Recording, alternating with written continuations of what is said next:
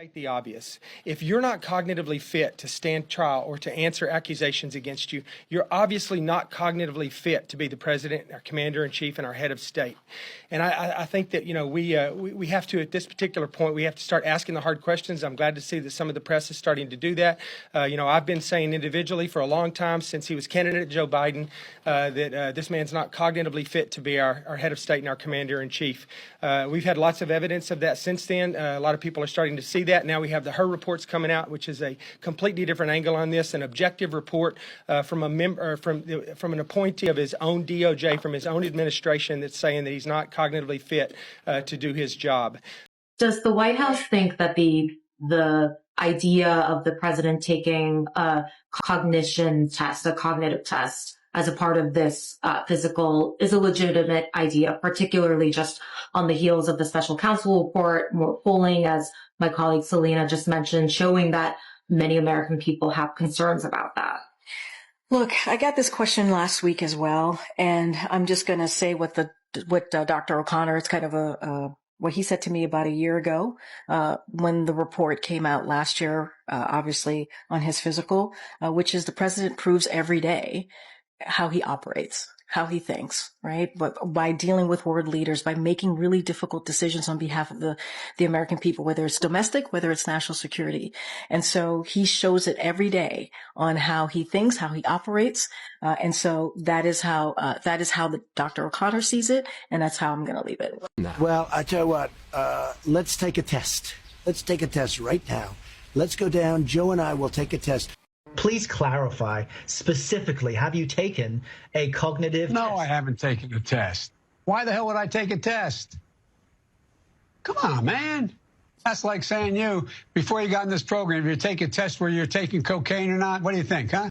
All right, guys, so we got to talk about cringe Jean-Pierre, okay, who basically got triggered doing an interview with Charlotte WBT news director Mark Garrison when he asked her about Biden and the fact that, hey, Biden is probably not doing too well cognitively upstairs. And look, we got questions, right? Does Biden have dementia? A lot of people are asking us to ask you what is going on with Biden upstairs, okay? And cringe Jean-Pierre apparently thought that this question was out of bounds to the point where she decided to end the interview by hanging up in the middle of the interview after having a meltdown over the question being asked. So without further ado, I actually want to play the audio clip of cringe Jean-Pierre having this meltdown and hanging up the phone in the middle of the interview because she got triggered by what I believe is a fair question about Joe Biden. Take a look.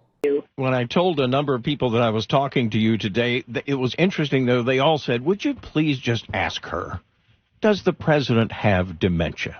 And so before I move on from that, does he? Mark, I can't even believe you're asking me this question. That is an incredibly offensive question to ask. But people ask it. Wait, no.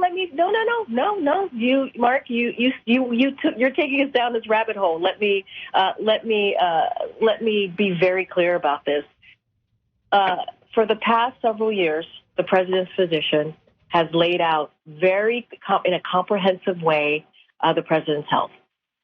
This is a president, if you watch him every day, if you really pay attention to his record and what he has done, you will see exactly how focused he's been on the American people, how historic his actions has been. And so I'm not even going to truly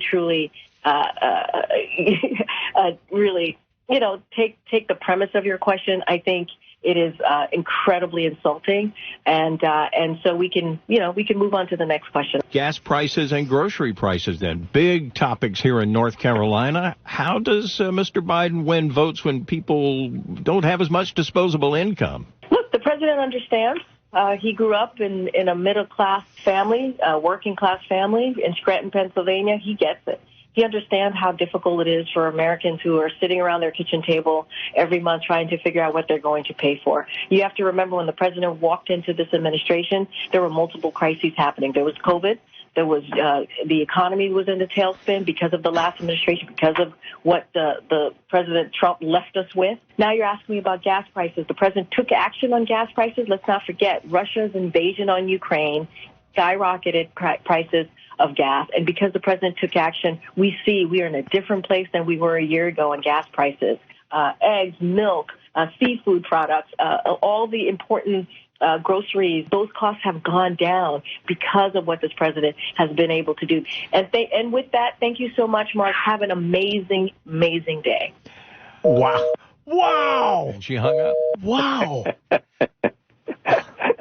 I mean, Mark, listen, I am nominating you to get a press corps badge, and you need to go to the White House. I'm sorry, but you asked 3-4 incredibly salient, important questions that are all front of mind, nothing out of bounds, no baba-booeying or anything like that, right? And you did it exactly right on. And I don't understand the fragility of this person.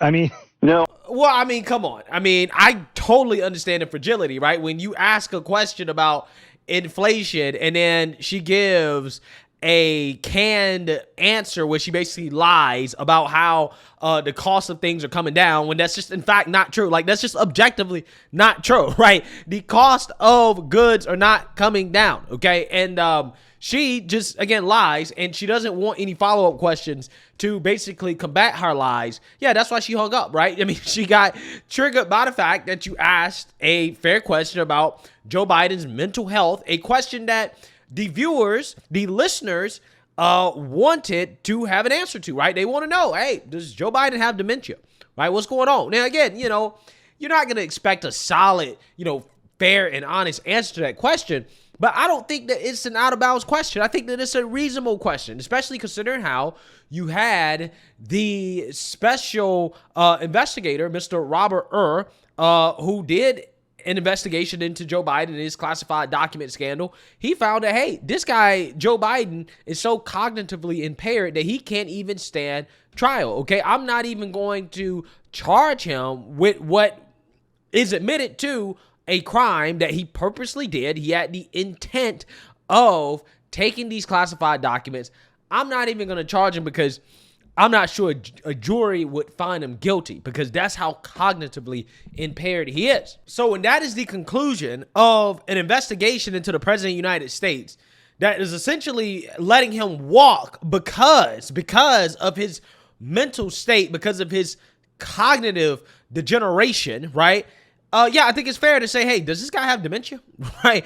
Does this guy have an actual problem upstairs? I think that's fair game. I don't think there's anything wrong with asking that question. And I think that it is very unprofessional for cringe Jean-Pierre to essentially hang up the phone in the interview because she got triggered over a question. Two legitimate questions, right? The question about dementia and then the question about gas prices and groceries. Again, it's amazing. It's amazing how fragile these individuals are, right? So fragile that she couldn't take the heat and continue to do the interview as agreed. Clearly and obviously, these hosts were surprised that she hung up, right? But again, they shouldn't have been that surprised because this is who she is, right? She dodges any type of tough questions. She deflects and defers the tough questions to everybody else, right? I don't even understand why they have press conferences with this woman. She doesn't answer any questions. And the questions that she does answer, again, it's just a canned response. It's just word salad, okay? It's just talking points fed to her by her team. So there's no point, right? There's absolutely no point in having any press conferences with her because you're not going to get anything out of her. There's no point in interviewing her because, again, you're not going to get your questions answered. You're just not. Again, this woman, objectively, right? This is not even my subjective opinion. I am declaring this to be an objective fact, right? Cringe Jean-Pierre is the worst press secretary in history, right? There's never been a worse press secretary than this woman. And I don't think it's a coincidence that she has multiple infinity stones of wokeness. And her performance is an absolute disaster. And I think it has a lot to do with the fact that she was not hired because of her abilities or because of her resume or because of her experience or anything having to do with merit. It had everything to do with her infinity stones of wokeness. And I think interviews like this, the fact that she hung up the phone, okay, she basically ended the interview early because she got triggered, is a result of the fact that she's not qualified to be in the position in the first place. So, hey, let me know what you guys think. Make sure you like, comment, and subscribe. Most importantly, share a Black conservative perspective. Peace.